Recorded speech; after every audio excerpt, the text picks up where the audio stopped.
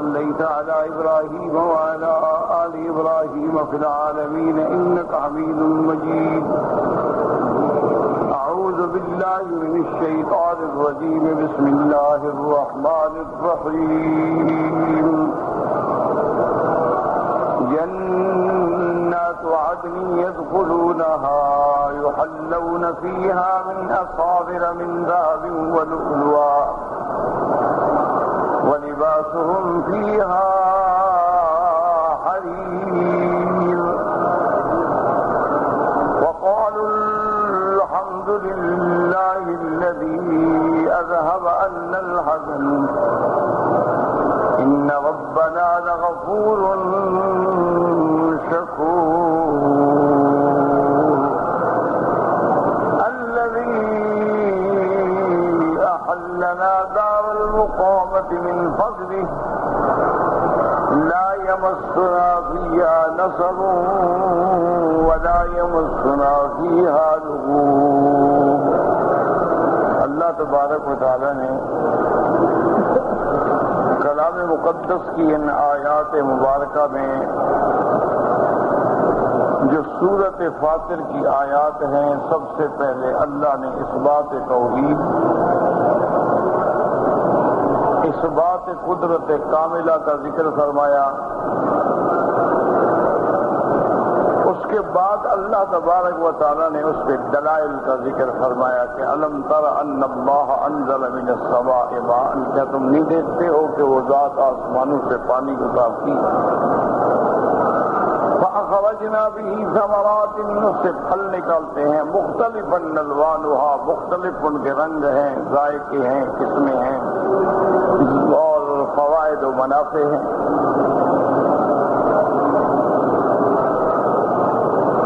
اسی طرح اللہ نے پھر پہاڑ پیدا فرمائے، ان میں راستے بنائے، اور پہاڑوں میں سفید بھی ہیں، سرخ بھی ہیں، مختلف رنگ ہیں اور بالکل خالص سیاہ بھی ہیں.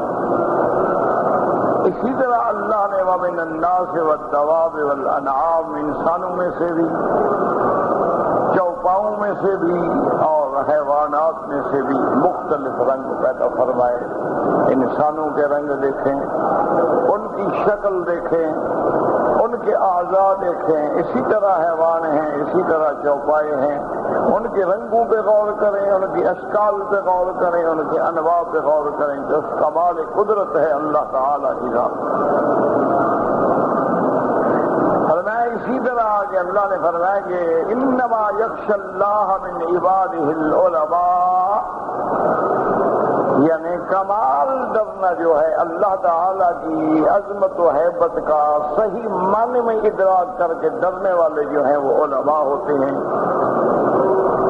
اسی لیے علماء نے فرمایا ہے کہ جتنا زیادہ اللہ سے ڈرنے والا ہوگا سمجھے اتنا زیادہ علم ہوگا.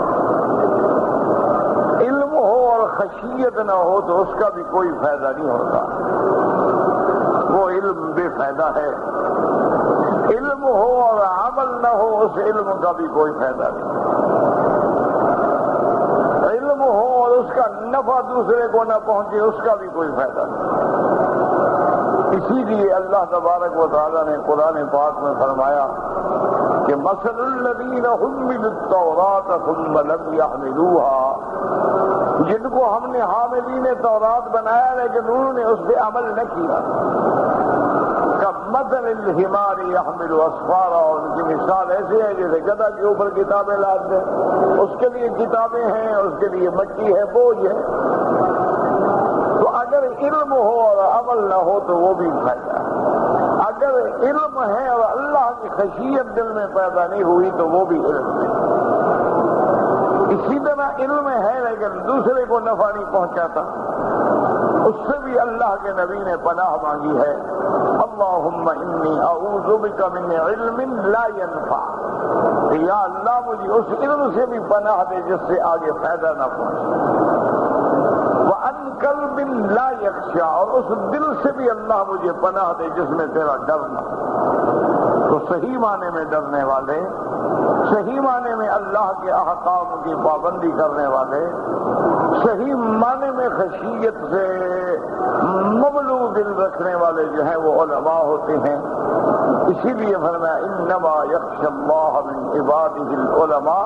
لیکن یاد رکھو یہاں انما حصر کے لیے نہیں، مبالغے کے لیے، کیونکہ بعض عالم نہیں ہوتے لیکن وہ بھی اللہ سے ڈرتے ہیں. لیکن معنی یہ ہے کہ صحیح معنی میں جو خشیت ہے وہ علماء کو نصیب ہو. اور اسی لیے علماء کا اتنا بڑا مقام ہے کہ فرمایا العلماء ورثۃ الانبیاء. علماء جو ہیں وہ انبیاء کے وارث ہیں، کیونکہ انبیاء کا میراث ہی علم ہوتا ہے. تو جب علم تمہیں نصیب ہوا تو گویا انبیاء کی میراث تمہیں نصیب ہو. اس لیے فرمایا العلماء ورثۃ الانبیاء. اسی طرح روایات میں آتا ہے کہ نوم العالم عبادت، کہ عالم اگر نیند بھی کرتا ہے تو عبادت. اسی طرح آتا ہے فقیہ واحد اشد علی الشیطان من الف عابد. ایک فقیہ جو ہے وہ شیطان پر 1000 عابد سے بھی زیادہ بھاری ہوتا ہے، کیونکہ عابد کی عبادت اپنی حد تک مقصور اور محدود ہوتی ہے یا چند افراد تک، لیکن عالم کا علم جو ہے وہ پوری دنیا میں جاتا ہے اور قیامت تک قائم ہے. اسی فرمایا ان اللہ عزیز غفور. اللہ تبارک و تعالی غالب ہیں، اللہ تبارک و تعالی غالب ہیں اور بخشنے والے بھی ہیں. کیا مانا؟ اللہ اپنے اعداء سے انتقام لینے پر غالب ہے اور اللہ توبہ کرنے والوں کو معاف کرنے والے. آگے اللہ فرماتے ہیں ان لوگوں کی صفت ان الذین یتلون کتاب اللہ، کہ جو لوگ اللہ کی کتاب کی تلاوت کرتے ہیں. اس لیے علماء فرماتے ہیں ہذہ آیت القراء، یہ قاریوں کی فضیلت ہے کہ رات دن وہ قرآن کی تلاوت میں مشغول ہیں. اصل میں میرے مدنی پاک کے جو وظیفہ نبوت یتلو علیہم آیاتک ویعلمہم الکتاب والحکمت ویزکیہم انک انت العزیز الحکیم. یاد رکھیں نبوت کے فرائض میں کیا ہے؟ تلاوت کتاب، تعلیم کتاب، تعلیم حکمت اور تزکیہ باطن، یہ 4 چیزیں ہیں.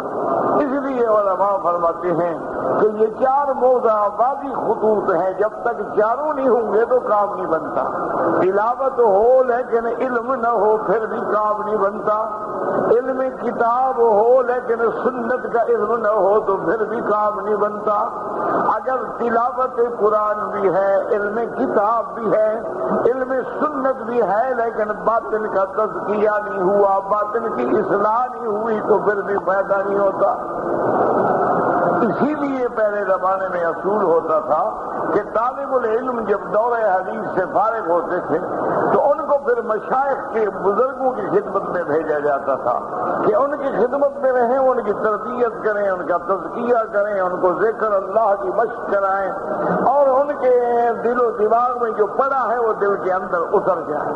آج مشکل یہی ہے کہ تلاوت کتاب ہے تو علم نہیں ہے، علم کتاب ہے تو علم سنت نہیں ہے، اور اگر تینوں چیزیں ہیں تو تزکیہ نہیں ہے. اس لیے اللہ یہاں فرماتی ہیں ان الذین یتلون کتاب اللہ واقاموا الصلاۃ، اور نماز کو قائم کرتے ہیں. قائم کیا بنا؟ اداؤہا بشروطہا وارکانہا فی اوقاتہا.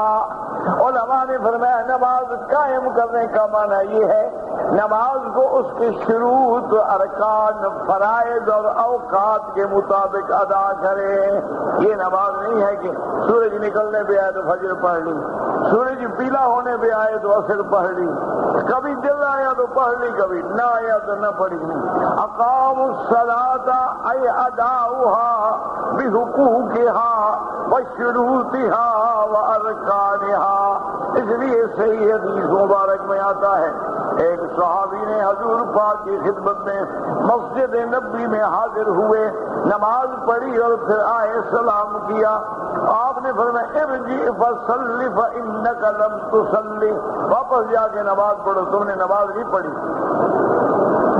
وہ چلا گیا، پھر نماز پڑھی، پھر ہم نے یہ فصل لے، پھر جاؤ پڑھو۔ اس نے دوسری دفعہ نماز پڑھی، پھر آگے سلام کیا، پھر جاؤ نماز پڑھو، تم نے نماز پڑھی ہی نہیں، حالانکہ نماز تو پڑھ رہا ہے۔ آخر اس نے عرض کیا کہ یا رسول اللہ مجھے تو اسی طرح آتا ہے پڑھنا۔ اب فرمایا اللہ کے بندے یہ کوئی نماز ہے کہ ٹکرے مار رہے ہیں؟ نماز کا معنی یہ ہوتا ہے کہ اس کا ہر رکن جو ہے اطمینان سے ادا ہو۔ مثلاً آپ رکوع میں گئے تو فرمایا حتیٰ تطمئن واقعاً، اس انداز میں رکوع کریں کہ اطمینان کا معنی ہر ہڈی اپنی جگہ پہ آ جائے، اور کم از کم سبحان ربی العظیم، سبحان ربی العظیم، سبحان ربی العظیم، یہ 3 دفعہ کم از کم درجہ ہے، ورنہ 7 دفعہ کہیں، 11 دفعہ کہیں، 21 دفعہ کہیں۔ اور جب پھر کھڑے ہوں تو ہر ہڈی اپنے مقام پہ جائے، سمع اللہ لمن حمدہ، ربنا لك الحمد حمدا كثيرا طيبا مباركا كما يحب ربنا ويرضى، یہ کم از کم درجہ ہے۔ ورنہ جو صحیح معنی میں رکوع سے کھڑے ہوتے ہیں الحمدللہ ملء السماوات وملء الارض وملء ما بینہما وملء ما فیہما وملء ما شئت بعد۔ اسی طرح حضور پاک کبھی کبھی رکوع سے کھڑے ہو کے یہ بھی فرمایا کرتے تھے اللہم باعث بینی وبین خطایای کما باعثت بین المشرق والمغرب۔ اور کبھی کبھی حضور ساتھ یہ بھی بڑھاتے تھے احق ما قال العبد وکلنا لک عبد، اللہم لا مانع لما اعطیت ولا معطی لما منعت ولا ينفع ذا الجد منك الجد۔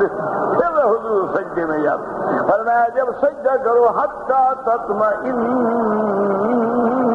ساجدا، اطمینان سے۔ یہ جو نماز ہے نا اللہ اکبر اللہ، یہ نماز نہیں ہوتی ہے، آدمی آتا بھی ہے مسجد میں بھی آتا ہے، وضو بھی کرتا ہے اور ٹکرے مار کے چلا جاتا ہے۔ حضور نے نفی فرمائی ہے کہ فإنك لم تصل، تم نے نماز گویا پڑھی ہی نہیں، لہذا جب بھی نماز، اس لیے فرماتے ہیں اقاموا الصلاۃ، نماز قائم کرتے ہیں، وانفقوا مما رزقناہم سرا وعلانیۃ، اور خرچ کرتے ہیں اس میں سے جو ہم نے ان کو دیا ہے۔ یہاں سے اللہ اشارہ فرماتے ہیں میرے بندے جو کچھ تم زکوٰۃ دیتے ہو، صدقات دیتے ہو، خیرات دیتے ہو، یہ رزق تمہیں کس نے دیا ہے؟ یہ تو میں نے دیا ہے، میرا مال ہے جو میں نے تم کو دیا ہے، تو کون سا تم تیر مار رہے ہو؟ اور اس پر بھی اللہ پھر بدلہ دیتے ہیں وما انفقتم من شیء فهو یخلف، جو اللہ کے راستے میں خرچ کرتے ہو اللہ اس کا بدلہ عطا فرماتے ہیں۔ اس لیے میرے آقا رحمت دو عالم محبوب دو عالم سیدنا محمد مصطفیٰ صلی اللہ علیہ وسلم نے فرمایا کہ روزانہ 2 فرشتے اسی لیے اللہ اتارتے ہیں، وہ دعا کرتے رہتے ہیں اللہم اعط لکل منفق خلفا واعط لکل ممسک تلفا، یا اللہ جو تیرے راستے میں خرچ کریں ان کو اور بدلہ عطا فرما، اور جو اللہ بخل کریں ان کی وہی مال کی برباد و تباہ کر دے۔ وہ فرشتے دعا کرتے رہتے ہیں۔ تو اس لیے میرے آقا رحمت دو عالم صلی اللہ علیہ وسلم حضرت بلال سے فرماتے تھے انفق انفق بلالا ولا تخشى على ذي العرش اکلالا، کہ بلال خرچ کرو اللہ کے راستے میں، ڈرے نہ کرو، عرش والا اور بھیج دے گا اور عطا فرما دے گا، فکر نہ کیا کرو، خرچ کیا کرو۔ اور اتفاق ایسا ہوا ایک دفعہ حدیث میں آتا ہے، کیونکہ حضرت بلال ہی حضرت کے خزان کی تھے، تو ایک دن میں آئے تو بڑے پریشان حضرت بلال، حضرت فرمایا بات آتے کہ یا بلال کیا بات ہے؟ انہوں نے کہا رسول اللہ بڑی پریشانی ہو گئی، آپ نے فرمایا کہ بات کیا ہے؟ انہوں نے کہا حضور آپ فرماتے ہیں خرچ کرو، مہمان آتے ہیں تو میں ادھار لے کر بھی خرچ کرتا رہتا ہوں، تو ایک یہودی کا اب اتنا بڑا پیسہ ہو گیا ہے کہ ہم ادا کرنے کے قابل ہی نہیں رہے، اور آج اس نے مجھے بازار میں پکڑ لیا اور کہا کہ بلال میرے پیسے ادا کرو ورنہ میں تمہیں پھر گلے میں رسا ڈال کے غلام بنا کے بیچ ڈالوں گا اور اپنے پیسے میں کھڑے کر لوں گا۔ یا رسول اللہ اگر اسے مجھے پھر بیچ دیا تو پھر میں غلام بن جاؤں گا. تو حضور نے فرمایا اچھا بلال پھر تم نے کیا سوچا کہ اس کا کیا حل کیا جائے؟ اس نے کہا یا رسول اللہ میں نے ایک سوچا ہے طریقہ، وہ یہ ہے کہ میں مدینہ منورہ سے غائب ہو جاتا ہوں، چھپ جاتا ہوں. جب میں ہوں گا نہیں تو یہودی کس کو پکڑے گا، اور جب پیسے آ جائیں آپ میرا قرضہ دے دیں گے تو میں آ جاؤں گا. حضرت مسکرائے، آپ اچھا ٹھیک ہے. حضرت بلال رضی اللہ تعالیٰ عنہ فرماتے ہیں کہ حضور نے مجھے رات کو بلایا، صبح کے ہونے کا قریب وقت تھا. آپ نے فرمایا بلال آگے، ہم نے کہا آپ نے فرمایا کہ وہ مسجد نبوی کے باہر کچھ سامان آیا ہے، مال آیا ہے، وہ جا کے اتار لو اور جتنا قرضہ تم نے دینا ہے یہودی کو اور کسی اور کو سارا قرضہ دے دو، اور باقی جو بچے وہ بھی خیرات کر دو. تو حضرت بلال فرماتے ہیں آیا دیکھا تو ماشاءاللہ تو 4 اونٹ لدے ہوئے تھے مال کے بھرے ہوئے. میں نے سارا مال اتارا، یہودی کے منہ پہ بھی مارا، قرضہ بھی دیا اور بھی خیرات کیا. تو اسی لیے اللہ فرماتی ہے کہ میرے بندے وہ ہیں جو میرے راستے میں خرچ کرتے ہیں، اور خرچ ظاہر بھی کرتے ہیں اور خفیہ بھی کرتے ہیں. اس سے وہ علماء نے فرمایا کہ اگر خرچ کرنا فرض ہے، واجب ہے تو ظاہر کرو. کیا مانا؟ زکات دینی ہے وہ تو فرض ہے، کھل کے دو، سب کے سامنے دو تاکہ لوگوں کو بھی احساس ہو زکات دینے کا. اسی طرح صدقۃ الفطر ہے، اسی طرح تم نے کوئی منت مانی تھی ادا کرو. اور اگر صدقہ نافلہ ہے تو پھر چپ کر کے خفیہ طریقے سے دو. فرمایا وَأَنفِقُوا مِمَّا رَزَقْنَاهُمْ سِرًّا وَعَلَانِيَةً، یہ جو پیسہ خرچ کر رہے ہیں یرجون تجارتا لن تبور. اللہ نے فرمایا میرے بندے، میرے ایمان والے بندے یہ امید رکھتے ہیں کہ ایسی تجارت ہے جس میں گھاٹا نہیں ہوگا. کیوں؟ جو اللہ کے راستے میں جائے گا گھاٹا کس بات؟ گھاٹا تو وہ ہے نا جو ہم کھا گئے. اس لیے حضور فرماتے ہیں کہ جو تم نے پہن لیا ابلیتا وما اکلت فافنیتا وما صدقت فاملیتا. حضور نے فرمایا جو تم کھاتے ہو وہ بھی ختم، جو پہنتے ہو وہ بھی ختم. اصل تو وہ ہے جو تم خیرات کر کے اللہ کے بینک میں جمع کرا دیتے ہو، اور پھر اللہ چاہے 10 گنا بڑھا دیں، 700 گنا بڑھا دیں، 1 لاکھ گنا بڑھا دیں. واللہ یضاعف لمن یشاء، اس سے بھی زیادہ بڑھا دیں، اس کی مرضی ہے. اس لیے حدیث میں آتا ہے کہ جب کوئی بندہ ایک کھجور کا دانہ رزق کے حلال سے خالص نیت سے خیرات کرتا ہے، اللہ اس کو جبل احد جتنا بڑا کے ثواب عطا فرمائیں گے. لِيُوَفِّيَهُمْ أُجُورَهُمْ وَيَزِيدَهُم مِّن فَضْلِهِ. یہ جو تلاوت کتاب کر رہے ہیں، نمازیں قائم کر رہے ہیں، اللہ کے راستے میں مال لٹا رہے ہیں، کیوں؟ تاکہ اللہ ان کو پورا پورا اجر دے اور اپنے فضل سے زیادہ بھی عطا فرمائے. إِنَّهُ غَفُورٌ شَكُورٌ. اللہ تبارک و تعالیٰ گناہ بخشنے والے بھی ہیں اور بڑے قدردان بھی ہیں. اس کے بعد اللہ فرماتے ہیں وَالَّذِي أَوْحَيْنَا إِلَيْكَ مِنَ الْكِتَابِ. میرے مدنی ہم نے جو آپ پہ وحی بھیجی ہے کتاب قرآن، هُوَ الْحَقُّ، یہی حق ہے، مُصَدِّقًا لِمَا بَيْنَ يَدَيْهِ، قرآن سے پہلے جتنی کتابیں گزری ہیں سب کی تصدیق کرنے والی. إِنَّ اللَّهَ بِعِبَادِهِ لَخَبِيرٌ بَصِيرٌ. اللہ اپنے بندوں کے احوال کو جانتے ہیں، دیکھنے والے ہیں. ثُمَّ أَوْرَثْنَا الْكِتَابَ الَّذِينَ اصْطَفَيْنَا مِنْ عِبَادِنَا. پھر ہم نے حضور کی امت کو وارث بنایا، کتاب کا قرآن کا وارث بنا دیا. کیا مانا؟ بغیر محنت کے نعمت لے لیے، بغیر مشقت کے محنت کے، بغیر کسی تکلیف کے اللہ نے ہمیں بھی کتاب عطا فرمائی. اس لیے اللہ فرماتے ہیں میرا مدنی میرا شان دیکھیں کہ میں نے تیری امت کے سینوں کو قرآن کے لیے محفوظ رکھنے کی جگہ بنا دیا ہے کہ قرآن سینوں میں بھی محفوظ ہے اور سفینوں میں بھی محفوظ ہے. ثم أورثنا الكتاب الذين اصطفينا من عبادنا، ہم نے جو اپنے بندوں کو چن لیا ہے، اس سے مراد کون ہے؟ امت محمد مصطفیٰ ہے۔ یاد رکھو ساری امتیں برحق ہیں، ساری امتیں مومن شان والی ہیں، سارے پیغمبر شان والے ہیں۔ جب میرا مدنی تمام انبیاء سے افضل ہے تو آپ کی امت بھی تمام امتوں سے افضل ہے۔ یہ اللہ تبارک و تعالیٰ کا کرم ہے۔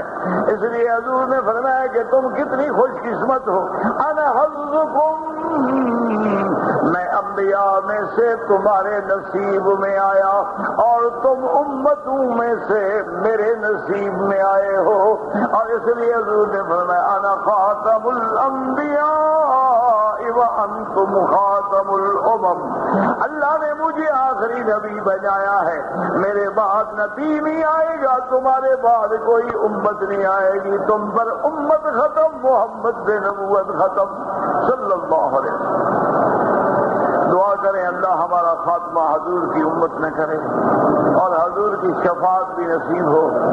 میرے دوست ہیں عبید اللہ ابڑو صاحب، ان کی ایک بچی تھی بیچاری ڈاکٹر کی، فوت ہو گئی، اللہ مغفرت فرمائے اور اللہ پسماندگان کو صبر جمیل عطا فرمائے۔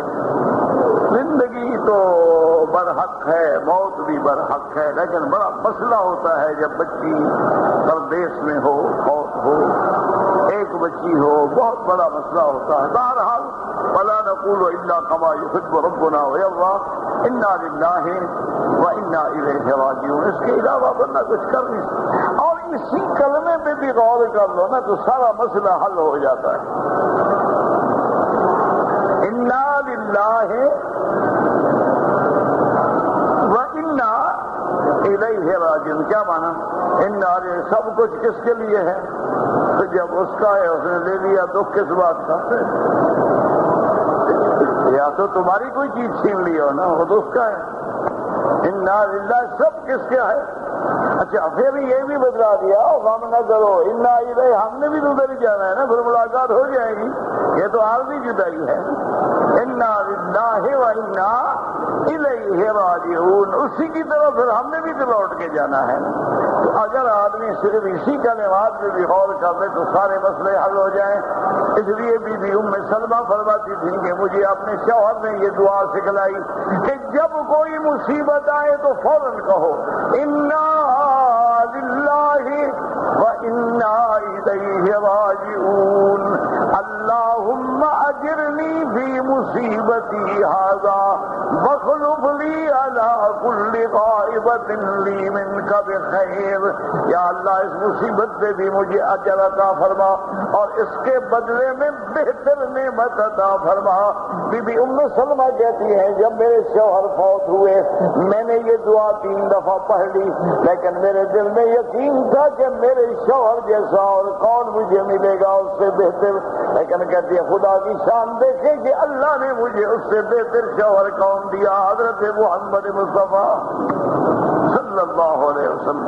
تو یقین ہو اور یقین سے دعا کی جائے نا، دعا سے بڑی کوئی چیز ہی نہیں ہے۔ سلاح المومن الدعا، مومن کا ہتھیار دعا ہے، اور دعائیں ایسی چیز ہوتی ہیں جو سیدھی عرش پہ جاتی ہیں۔ اس لیے فرمایا اقاموا الصلاۃ وانفقوا مما ثم اورثنا الكتاب الذين اصطفينا من عبادنا۔ آگے اللہ فرماتے ہیں بندے 3 قسم ہو گئے، فمنهم ظالم لنفسه، ایک وہ جس نے اپنے جان پہ ظلم کیا، ومنهم مقتصد، اور ایک وہ جو درمیانی چال چلا، ومنهم سابق بالخیرات بإذن اللہ، اور ان میں سے بعض ایسے تھے جو ہر چیز میں آگے بڑھ گئے۔ ذالک هو الفضل الکبیر، یہ سب کچھ جو ہے اللہ تبارک و تعالیٰ کا فضل ہے بڑا کہ اس نے ہمیں ان چیزوں پہ عمل کرنے کی توفیق دی. اب یاد رکھو وَمِنْهُمْ ظَالِمٌ لِنَفْسِهِ، کیا مانا؟ علماء فرماتے ہیں وہ بندہ جو کبھی کبھی واجبات بھی چھوڑ دیتا تھا اور گناہوں میں بھی پڑ جاتا تھا، یعنی خلط عملا صالحا وآخر سیئا، اچھے عمل بھی تھے لیکن بھڑے بھی تھے. وَمِنْهُمْ مُقْتَصِدٌ، درمیانی چال، واجبات تو پورے ادا کرتا تھا، محرمات سے بھی پورا بچتا تھا، لیکن کبھی کبھی مکروہات میں پڑ جاتا تھا اور کبھی کبھی کسی واجب میں کوتاہی کر جاتا تھا. وَمِنْهُمْ صَابِقٌ بِالْخَيْرَاتِ بِإِذْنِ اللَّهِ، اور سب سے نمبر لے جانے والا جو واجبات میں بھی پورا اور محرمات گناہوں سے بھی پوری طرح بچنے والا، حتیٰ کہ مستحبات بھی ادا کرنے والا، اور کبھی کبھی مستحبات کو بھی چھوڑ دیتا تھا کہ کہیں میں کسی غلطی میں نہ پڑ جاؤں، تو وہ سب سے زیادہ نمبر لے گیا. اسی طرح بزرگوں نے لکھا ہے کہ ایک دفعہ ہم تو فرضوں کا خیال ہی نہیں کرتے، سنتوں کا خیال بھی نہیں کرتے.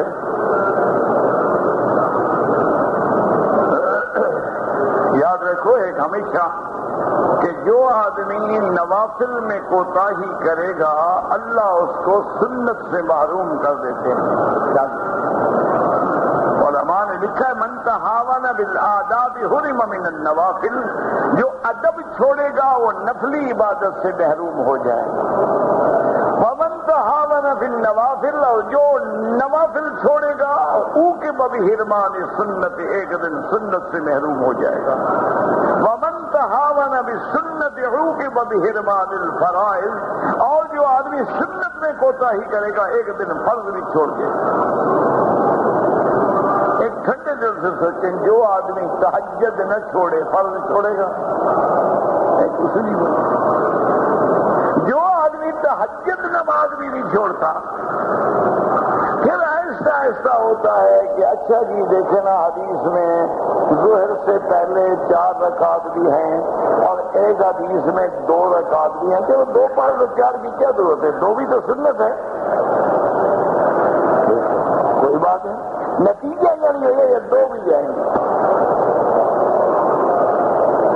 یہ 2 بھی چلی جائیں گے. اسی لیے ہمیشہ یاد رکھیں کہ آداب جو ہوتے ہیں نا وہ بڑی چیز ہوتے ہیں. اللہ کسی کو بے ادب نہ بنائے، اس لیے بزرگ فرماتے ہیں با ادب با نصیب، اور بے ادب بے نصیب. اب یہ کہ ہمارے دماغوں میں بات بیٹھ گئی ہے، کوئی مسئلہ ہو جی حدیث میں ہے. اللہ کے بندے کچھ اللہ نے عقل بھی تو دیا ہے نا. اب دیکھیں حضور ابھی ایوب انصاری کے گھر میں مہمان ہیں. حضور پاک نے فرمایا ابھی ایوب سے کہ ابھی ایوب تمہارے گھر کے 2 حصے ہیں، ایک نیچے ایک اوپر ہے. اوپر کے حصے میں تم رہو اور نیچے کے حصے میں میں رہتا ہوں. لوگ آئیں گے ملنے کے لیے، مجھے ہر وقت اترنا ہوگا، چڑھنا ہوگا، اترنا ہوگا، تکلیف ہوگا. کہا حاضر یا رسول اللہ. جب اوپر گئے تو رات کو بیوی سے کہا کہ اب حضور نیچے ہیں اور ہم اوپر ہیں، تو اس لیے دیوار کے ساتھ لگ کے سو جاؤ تاکہ ہم حضور کے اوپر نہ چلیں. اب یہ کیسے حدیث میں حکم تھا جناب ان کو؟ آپ نے کہا کہ حدیث دکھائے ابھی ایوب کو پکڑے. اچھا ایک دن اتفاق ایسا ہوا کہ اندھیرا تھا، پانی کا جو گھر میں برتن بھرا ہوا تھا مٹی کا بٹکا تھا، اور رات کو اندھیرے میں آتے آتے خدا کی شان ہے اس کا جو پاؤں کی ٹھوکر رہی صاف پانی گر گیا. اچھا اب وہ پرانے زمانے کے گھر تھے. اب ابھی ایوب کو خطرہ پیدا ہوا کہ پانی اگر ٹپکا تو سیدھا حضور میں جائے گا. تو اس نے جو کپڑا ایک لحاف تھی دونوں میاں بیوی کے پاس، لحاف فوراً پانی پہ ڈال دی، ساری رات سردی میں گزار دی، لیکن پانی کا ایک قطرہ نیچے نہیں آنے دیا.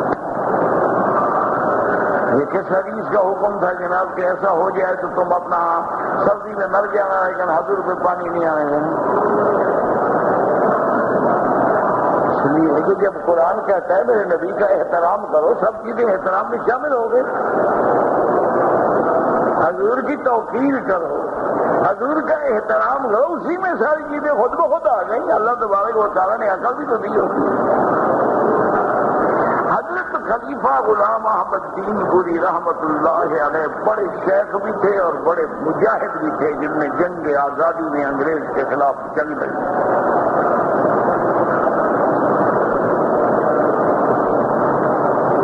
یہ بہت بڑے لوگ تھے. اس وقت جو انگریز کے خلاف اہم مراکز تھے، ایک تو پیر جو گوٹ تھا جہاں کے تجارہ صاحب ہیں، ان کے باپ دادا تھے، اور ایک یزید پور تھا. تو حضرت میں ایک بندہ جا رہا تھا تھانہ بھون، تو آپ نے مسواک دیا کہ حضرت تھانوی کو یہ مسواک دے دینا. کیونکہ بہت فقیروں کے پاس اور کیا ہوتا ہے. حضرت تھانوی کو بہرحال ہدیہ پہنچ گیا. جب حضرت کو مسواک ملا تو آپ نے بڑی خوشی ہوئی. آپ نے فرمایا کہ اللہ حضرت کو جزائے خیر سے مجھے یاد رکھا حضرت نے. اور ساتھیوں سے پوچھا کہ پتہ ہے حضرت نے مسواک کیوں بھیجا؟ جی ہمیں کیا پتا. ہم نے کہا کچھ عرصے سے مستحبات میں غفلت ہو رہی تھی، تو حضرت نے تنبیہ فرمائی خیال کیا کرو مستحبات میں چھوڑے.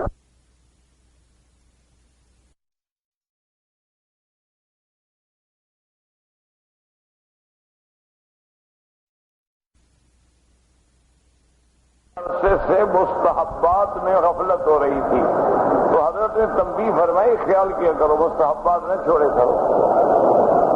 تو اس لیے تنبیہ کے لیے حضرت نے بھیجا ہے تاکہ میں یہ باتیں اللہ والے سمجھتے ہیں آپ میں کہ لوہار کیا سمجھے گا سونے کو. سونے کا کام تو سنار ہی سمجھے گا. قدر جوہر بدانت قدر جوہر کا جوہر ہی جانتا ہے، ہم آدمی کو کیا پتا. حضرت سبحانی جب آئے موج شریف میں تو اس وقت حضرت جلال الدین بخاری رحمت اللہ علیہ تھے. یہ تو بعد کے لوگ شیعہ ویہ بنے اور سارا خاندان اہل سنت والجماعت.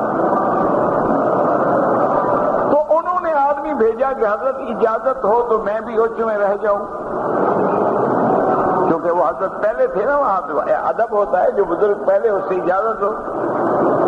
تو حضرت نے جواب دینے کے بجائے ایک پیالہ تھا مٹی کا، وہ دودھ کا بھرا ہوا حضرت کو بھیجا. اور لینے والے نے یہی سمجھا کہ حضرت چونکہ مہمان ہیں تو حضرت بخاری رحمۃ اللہ علیہ نے آپ کو ہدیہ بھیجا ہے دودھ کا. اور دودھ کا ہدیہ ایسا ہوتا ہے کہ لا یرد، جس کو رد نہیں کیا جا سکتا. وہ جب آیا پیالہ دودھ کا تو حضرت سبحانی رحمت اللہ علیہ نے گلاب کے پھول ساتھ رکھا تھا، اٹھا کے اس کے اوپر رکھ دیا، پھر واپس دے دیا. اب آگے جو تھے خادم نوکر وہ تو میری طرح تھے نا جاہل. من نے کہا یہ اچھے پی رہے ہیں، دماغ خراب ہو گیا. وہ دودھ بیچتا ہے، وہ پھول بیچتا ہے، کیا ہے یہ کیا ہو رہا ہے؟ آخر ایک کچھ زیادہ منہ پھٹ آدمی تھا، وہ بول پڑا. انہوں نے کہا حضرت یہ کیا ہے؟ آپ نے اجازت مانگی، انہوں نے دودھ بھیج دیا، آپ نے پھول رکھ کے پھر بھیج دیا، کیا ہے؟ انہوں نے کہا حضرت نے اشارہ کیا تھا کہ یہ جگہ بزرگوں سے پہلے بھری ہوئی ہے، تم کہاں رہو گے؟ کوئی اور جگہ ڈھونڈو. تو میں نے پھول اوپر رکھ کے بھیج دیا کہ حضرت اجازت دے دو، جیسے پھول نے جگہ بنا لی ہے میں بھی بنا لوں گا انشاءاللہ. یہ کون سمجھے گا؟ ہمارے جیسا دو جماعت پڑا ہوا ہوگا ماشاءاللہ، جیسے ہلدی پکڑ کے حکیم بنا ہوا ہو تو کہے گا جی حدیث میں لکھا ہے کہیں. اور پھر حضرت کو کیسے پتہ چل گیا؟ وہ تو پوسٹ مارٹم کرے گا نا بزرگوں کا. جب تک ان کی لاش کو ٹکڑے ٹکڑے نہ کرے چین کیسے آئے گا؟ اور جن کو ادب ہے وہ کہے گا بھائی وہ ٹھیک ہے، وہ بات ہوگی. آخر وہ بھی تو بات تھی نا کہ حضور کا ایک دشمن ہے حضور کے سامنے آیا مکے میں، گستاخ رسول تھا، دشمن رسول تھا. کہا یا رسول اللہ میں مسلمان ہونا چاہتا ہوں. حضور چپ کر. اس نے دوبارہ ہاتھ بڑھایا، یا رسول اللہ بھائی نہیں مجھے بیعت کریں، میں مسلمان ہونا چاہتا ہوں۔ حضور چپ۔ اس نے تیسرے دفعہ ہاتھ بڑھایا، رسول اللہ بھائی نہیں مجھے بیعت کریں، میں مسلمان۔ آپ نے ہاتھ دے دیا، بیعت ہو گیا۔ جب حضور نے فرمایا صحابہ سے علیہ منکم رجل، تم میں کوئی بھی عقل والا نہیں تھا؟ کیا یا رسول اللہ؟ انہوں نے کہا میں نے جب اس کو ہاتھ نہیں دیا تو تم میں سے اٹھ کے کچھ تلوار سے گردن اڑا دیتے، میں گستاخ تھا۔ انہوں نے کہا یا رسول اللہ آپ اشارہ کر دیتے۔ فرمایا ما ينبغي لنبی، نبی کی شان نہیں ہوتی کہ آنکھوں سے لوگوں کو اشارے کریں۔ ہم سمجھ جاتے تو سمجھ جاتے، نہیں سمجھے اب اس نے کلمہ پڑھ لیا، اب تو محمد نے بھی سینے سے لگا لیا، بس بات ختم ہو گئی۔ تو اب یہ باتیں ہوتی ہیں صحابہ بھی نہ سمجھ سکے رضوان اللہ تعالی علیہم اجمعین کے حضور کا منشا کیا ہے۔ صحیح حدیث میں دیکھیں، ہجرت کی رات ہے، میرا مدنی مدینے پاک میں بیٹھے ہیں، پہلی دفعہ جا کے پہنچے ہیں اور بنی عبد الرحمن ابن عوف کے مقام پہ بیٹھے ہیں۔ حضرت ابو بکر فرماتے ہیں کہ میں حیران ہو گیا کہ جو لوگ مدینے سے آتے ہیں پہلے مجھے ملتے ہیں پھر حضور کو ملتے ہیں۔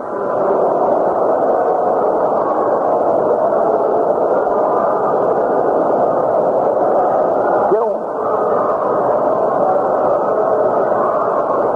حضرت ابو بکر فرماتے ہیں میں حیران ہو گیا کہ یہ تو بڑی عجیب بات ہے، یہ اللہ کے بندے پہلے مجھے مل رہے ہیں بعد میں حضور کو مل رہے ہیں۔ تو میں نے دیکھا کہ سورج کی شعائیں اور سورج کی تھوڑی تھوڑی دھوپ حضور پہ آ رہی ہے، میں جلدی جلدی کپڑا لے کے حضور کے اوپر سایہ کر کے کھڑا ہو گیا تاکہ لوگ سمجھ سکیں کہ یہ تو خاتم ہے، مخدوم تو وہ ہے، تاکہ لوگ پہلے حضور کو ملے۔ اچھا لوگوں کو یہ شبہ کیوں ہوا آخر؟ نہ ابو بکر حضور سے زیادہ خوبصورت تھے کیا؟ بھائی حضور کے جمال کا کوئی مقابلہ ہے؟ حضور کے جمال کا، آپ کے چہرے کا، آپ کے مقام کا کوئی مقابلہ کر سکتا ہے؟ لاکھ ابو بکر ملاؤ، محمد مدنی کا مقابلہ تو نہیں ہو سکتا۔ اس لیے بزرگوں نے کہا یہ وہ بات نہیں ہے، یہ وہی بات ہے جس کو بزرگوں نے لکھا ہے کہ ایک دن ایک بزرگ جو گئے تو انہوں نے گلاب کے پھول کے ارد گرد گوڈی دے رہے تھے، مٹی جو اٹھائی تو مٹی سے خوشبو آئی، تو انہوں نے مٹی سے پوچھا کہ اللہ کی بندی تم میں خوشبو کہاں سے آ گئی؟ اس نے کہا جمال ہم نشیں در من نثر کر وگرنہ من ہما خاکم کے ہستم، یہ پھول جو میرے اوپر کھڑا ہے اس کا اثر ہے، ورنہ میں تو مٹی ہوں۔ وہ جو غار میں اور سفر میں ابو بکر کا حضور کے ساتھ تھا نا، جمال ہم نشیں در من نثر کر، اس نے اثر کیا تھا ابو بکر پہ محمد مصطفیٰ کے جمالات و کمالات کا، کہ اتنا سفر اور ایسا سفر اور ایسی رات کبھی نصیب ہی نہیں ہوئی نا۔ اسی لیے عمر کہتے تھے نا ابو بکر سودا کرتے ہو، ساری زندگی کی عبادت دے دو، رات والی رات مجھے دے دو۔ کیوں؟ سمجھنے والے بھی مر گئے۔ آج تو یہ ہے نا کہ بھی پکی روٹی کچی روٹی، بند نامہ گلستان بوستان پڑھ لیا، کہا مولوی ہیں اور کہا وہ فلانا امام ایسا اور فلانا امام ایسا اور فلانا کافر اور فلانا کافر۔ ہم نے یہ سیکھا ہے انا للہ و انا الیہ راجعون۔ اللہ سے دعا کرو اللہ ان کو مسلمان بنانے کی توفیق دے، کافر بنانے کی توفیق نہ دے۔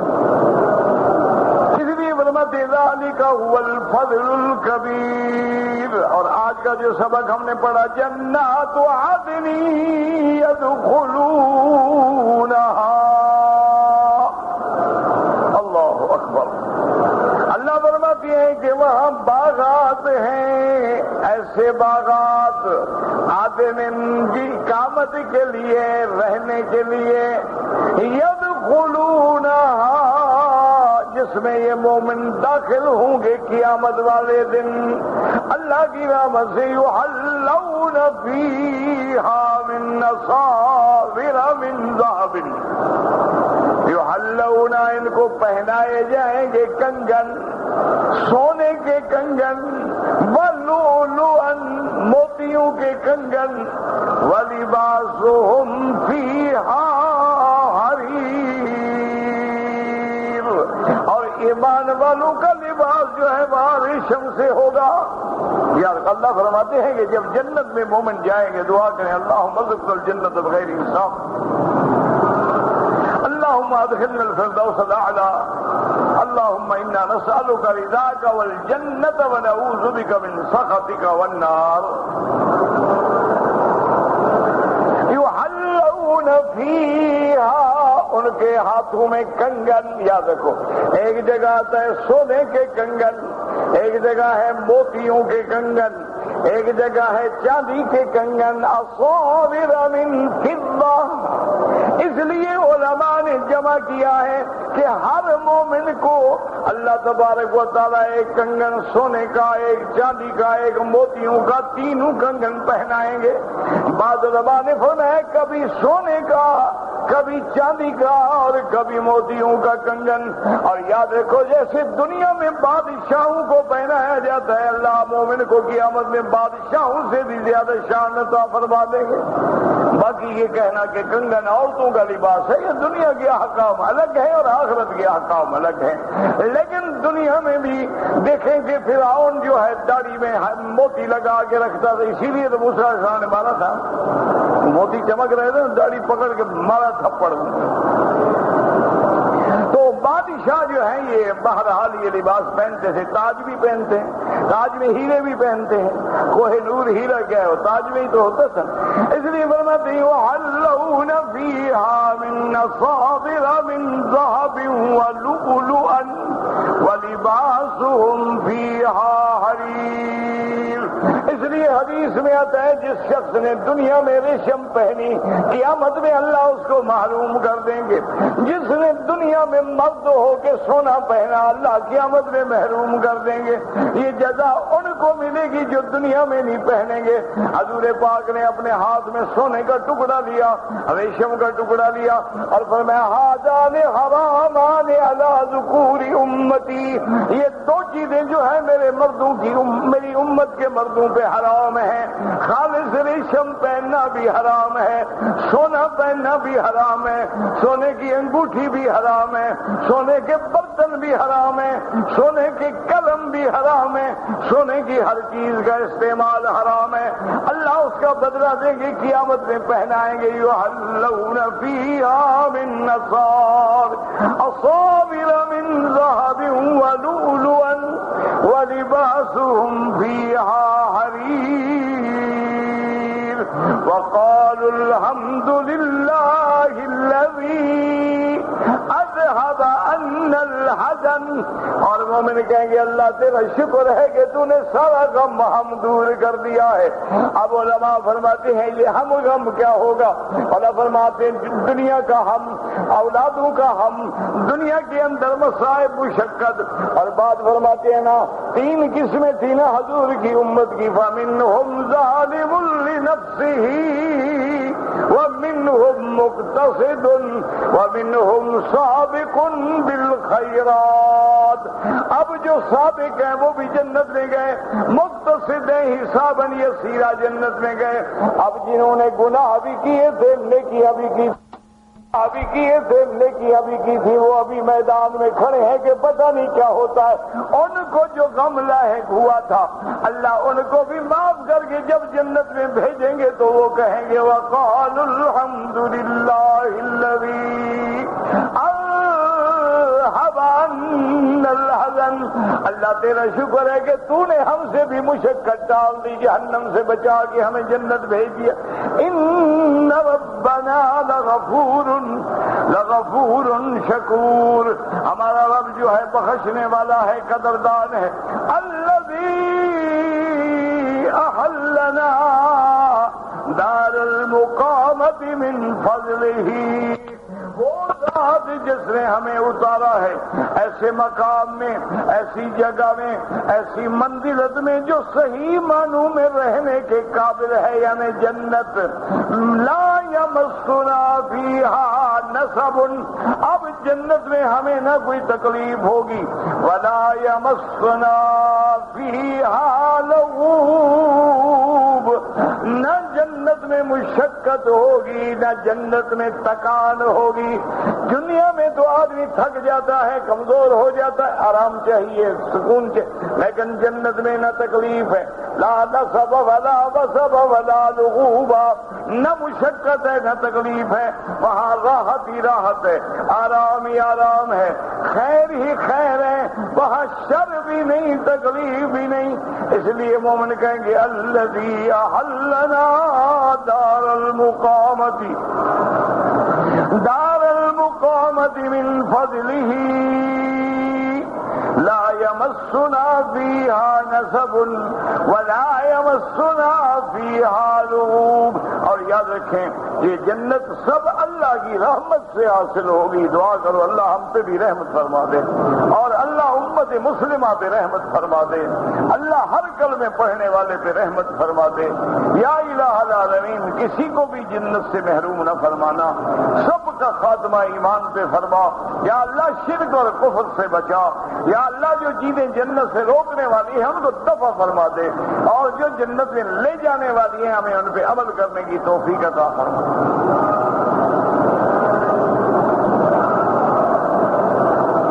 اگر کوئی آدمی صحیح معنی میں یعنی دل سے تو نہیں کہا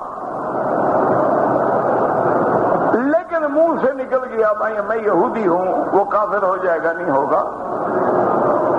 لیکن آئندہ ایسے الفاظ کہنے سے احتیاط کرے. لا یؤاخذکم اللہ باللغو فی ایمانکم ولکن یؤاخذکم بما عقدتم الایمان. جب تک دل سے یقین سے آمدن یقین کر کے کہے وہ تو کافر ہو گیا. ایک ہے منہ سے نکل گیا، بندہ ہے نکل جاتا. کبھی کبھی ایسے بھی لفظ نکل جاتے ہیں. ایک آدمی کی اونٹنی گم ہو گئی، سامان بھی گم ہو گیا، وہ بیچارہ پریشان، سہارا تھا، اس نے کہا اب تو مر گیا. نہ پانی ہے نہ سامان ہے نہ اونٹنی ہے. ایک درخت کے سائے کے نیچے موت کی انتظار میں سو گیا.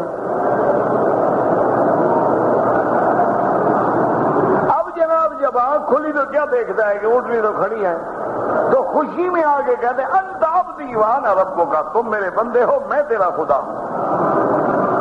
کہنا تو تھا نا کہ انت ربی وانا عبدک، تو آپ میرے رب ہے میں تیرا بندہ ہوں، تیرا شکر ہے. لیکن خوشی سے نکل گیا بیچارے کے منہ سے، اس سے وہ کافر نہیں ہو.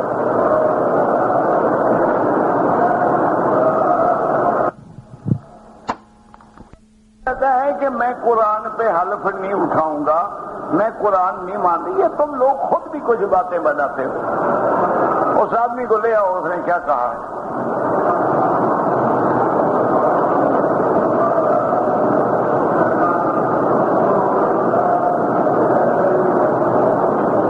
میری بیوی جو ہے وہ انڈیا میں ہے اور مجھ سے ناراض ہے، مجھ سے بات بھی نہیں کرتی. وظیفہ بتائیں. آپ جا کے اسے راضی کرو نا، وظیفہ تو یہی ہے نا. جب تم یہاں رہو وہ وہاں رہے، ناراض نہ رہے تو کیا کریں؟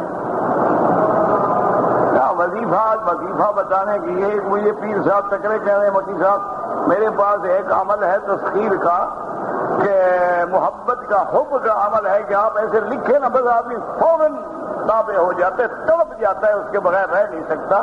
میرا دل کرتا ہے میں آپ کو سکھا دوں. میں نے کہا یار تمہارے پاس تو وظیفہ ہے نا، عمل ہے کہ بندہ تابع ہو جائے گا، میرے پاس عمل ہے پرندے تابع ہو جاتے ہیں. اچھا جی وہ پھر آپ مجھے سکھا دیں. ہم روٹی کھا رہے تھے کٹھے بٹ میں نے ایک روٹی کا ٹکڑا ڈالا، کب آ گیا کہتے میں نے کہتے آ گیا کہ نہیں آیا. میں نے کہا یہ عمل میرے پاس بھی ہے، پیسے ہوں گے تو بیوی خود بخود ہی راضی ہوگی، بھوکے کے ساتھ کون راضی رہتا ہے؟ تم یہاں رہو بیوی وہاں رہے، وظیفہ بتاؤ. کیا وظیفہ بتائیں گے؟ وظیفے سے بچے پیدا ہو جائیں گے. آپ جائیں گے نا بیوی کو راضی کریں.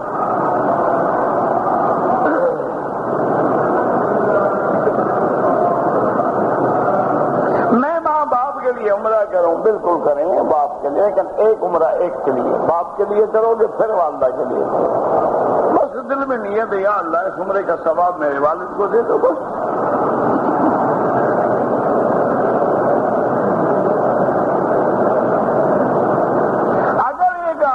مینا میں حج کے دنوں میں سوتے ہوئے احرام اوڑھ لیا کچھ نہیں ہوتا، جنازہ جوتے کے ساتھ بھی ہو جاتا ہے، اگر جوتا پاک ہے تو نماز بھی ہو جاتی ہے، جنازہ بھی ہو جاتا ہے، پلید ہے نہ نماز ہوتی ہے نہ جنازہ ہوتا ہے۔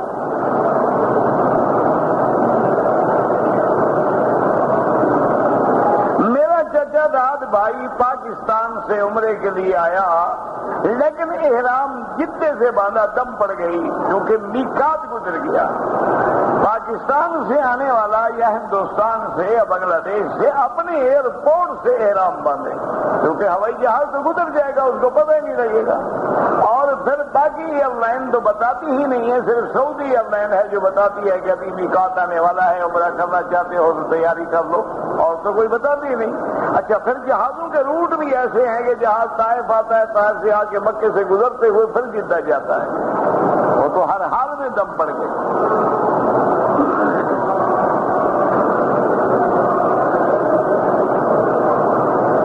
اگر ایک آدمی نماز جماعت سے پڑھ رہا ہے، اگلی صف میں جگہ خالی ہے، تو اگر فاصلہ قریب ہے بالکل جا سکتا ہے، لیکن سینہ بھی نہ پھرے اور رخ بھی نہ پھرے اور فاصلہ بھی تھوڑا ہو تو 2 قدم بڑھ کے صف پوری کرنا۔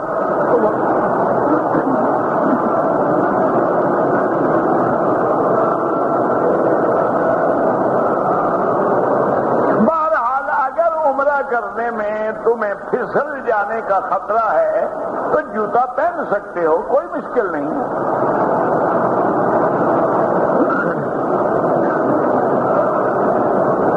اللہ تبارک و تعالی جو بھی بیمار ہیں ان کو شفائے کاملہ صحت عاجلہ عطا فرما دے۔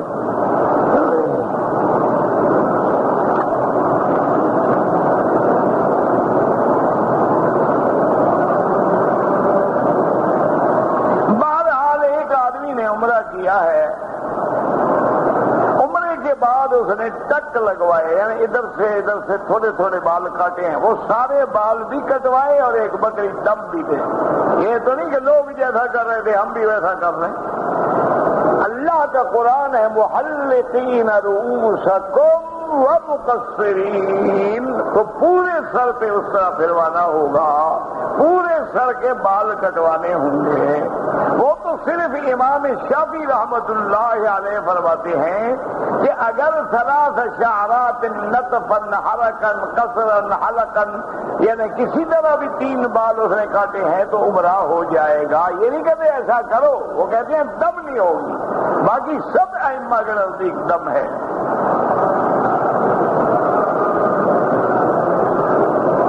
امام کے پیچھے سورت فاتحہ پڑھنی چاہیے۔ 1400 سال میں مسئلہ حل نہیں ہوا تو مولوی مکی کر لے گا، کیا خیال ہے؟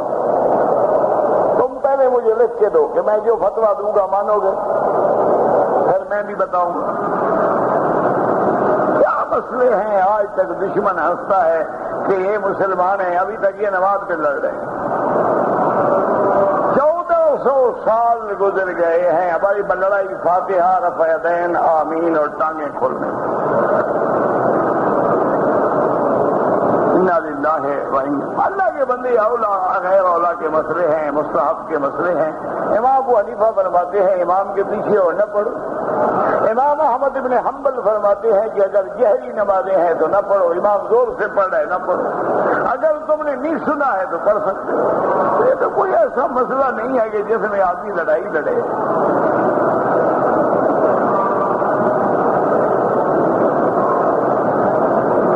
بعض لوگ حرم میں سو جاتے ہیں، اگر نیند آ جائے تو وضو ٹوٹ جائے گا۔ ایک ہے ویسے لیٹا ہوا ہے لیکن نیند نہیں آئی تو پھر وضو نہیں ٹوٹے گا۔ ایک ہے کہ لیٹ گیا نیند آ گئی تو وضو ٹوٹ گیا، جب تک وضو نہ کرے نماز نہیں پڑھ سکتا۔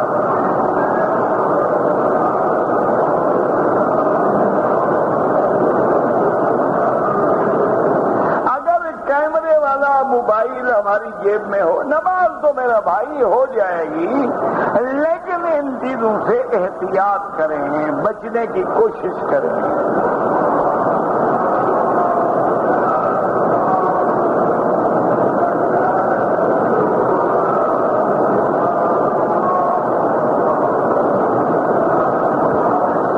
میں دلی سے جدہ کے لیے آیا، احرام کا کپڑا چلا گیا، دلی سے کویت آیا، کویت سے جدے آیا، جدے سے اتر کے میں نے احرام باندھا۔ وہ بھائی اللہ کے بندے، تم عمرے کے لیے آ رہے تھے، وہ کپڑا سامان میں ڈال دیا تو کرنے کیا آ رہے تھے تم؟ پھر دلی سے کویت کھڑے ہوئے، وہاں بھی دو تولیے آپ کو نہیں مل سکتے تھے؟ عقل کی بات۔ بہرحال آپ میقات کے عمرے سے بھی محروم ہو گئے اور دم بھی پڑ گئی۔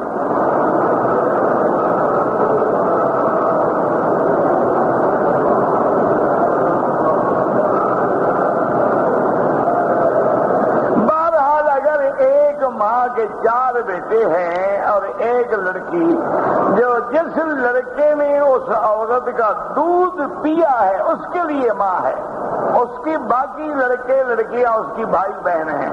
جن لڑکوں نے دودھ نہیں پیا ان کے لیے کچھ بھی نہیں۔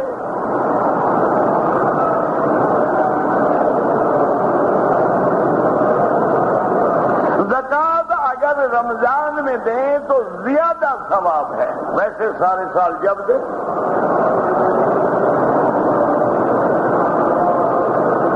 اگر آپ مکے میں رہتے ہیں تو مکے سے زکوٰۃ اپنے رشتہ داروں کو بھیجے تو یہاں والا ثواب ملے گا کہ آپ نے پیسہ تو یہاں سے بھیجا ہے۔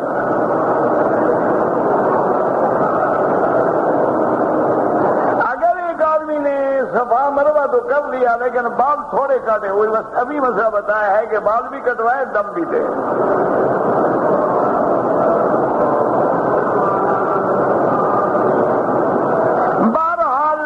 پہلا عمرہ تو کر لیا ہے، اب اگر دوسرا عمرہ کرنا چاہوں، افضل یہ ہے کہ مکے میں رہتے ہوئے طواف زیادہ کرو، لیکن اگر عمرہ کرنا چاہو تو لازماً حد حرم سے باہر جانا ہوگا، چاہے مسجد عائشہ جائیں، چاہے جہرانہ جائیں، چاہے عرفات جائیں، چاہے جدہ جائیں، بہرحال حد حرم سے باہر جا کے احرام باندھنا ہوگا۔ ربنا تقبل منا انك انت السميع العليم وتب علينا انك انت التواب الرحيم يا حي يا قيوم يا ذا الجلال والاكرام يا الهنا اله كل شيء الها واحدا لا اله الا انت اللهم انت الميسر لكل عسير وانت على كل شيء قدير اللهم يسر امورنا وامور اولادنا وامور اولاد اولادنا وبناتنا وامور المسلمين اللهم اصلح احوالنا واحوال المسلمين اللهم اصلح اولادنا واولاد المسلمين اللهم اصلح شبابنا وشباب المسلمين اللهم اصلح ذرياتنا وذريات المسلمين یا اللہ عالم اسلام کی عزت کا فیصلہ فرما، یا اللہ عالم اسلام کے غلبے کا فیصلہ فرما، یا اللہ مسلمان فلسطین میں ہیں، عراق میں ہیں، کشمیر میں ہیں، یا اللہ شیشان میں ہیں، افغان میں ہیں، عجم میں ہیں، عرب میں ہیں، ان کی جان مال آبرو عزت کی حفاظت فرما، یا اللہ مسلمانوں کی حفاظت فرما، یا اللہ مسلمان ملکوں کی حفاظت فرما، یا اللہ مسلمان ملکوں کی حفاظت فرما، یا اللہ اس بلد الامین کو قیامت تک ہر فتنے سے محفوظ فرما، یا اللہ بیماروں کو شفا عطا فرما، بے حیاؤں کو حیا عطا فرما، بے دینوں کو دین عطا فرما، بے اولادوں کو اولاد عطا فرما، قرض داروں کے قرض عطا فرما، جن کا رزق تنگ ہے ان کے رزق میں برکتیں عطا فرما، یا اللہ ہمیں توحید اور اتباع سنت نصیب فرما، یا اللہ ہمیں شرک اور بدعات کے ظلمات سے اندھیروں سے دور فرما۔ ربنا تقبل منا انك انت السميع العليم وتب علينا انك انت التواب الرحيم اللهم اغفر لنا ولوالدينا ولوالد والدينا ولمشائخنا ولأساتذتنا ولأساتذة أساتذتنا ولمن حق علينا ولمن أوصانا واستوصانا ولجميع المسلمين والمسلمات والمؤمنين والمؤمنات الأحياء منهم والأموات صلى الله تعالى على خير خلقه سيدنا محمد وعلى آله وصحبه أجمعين.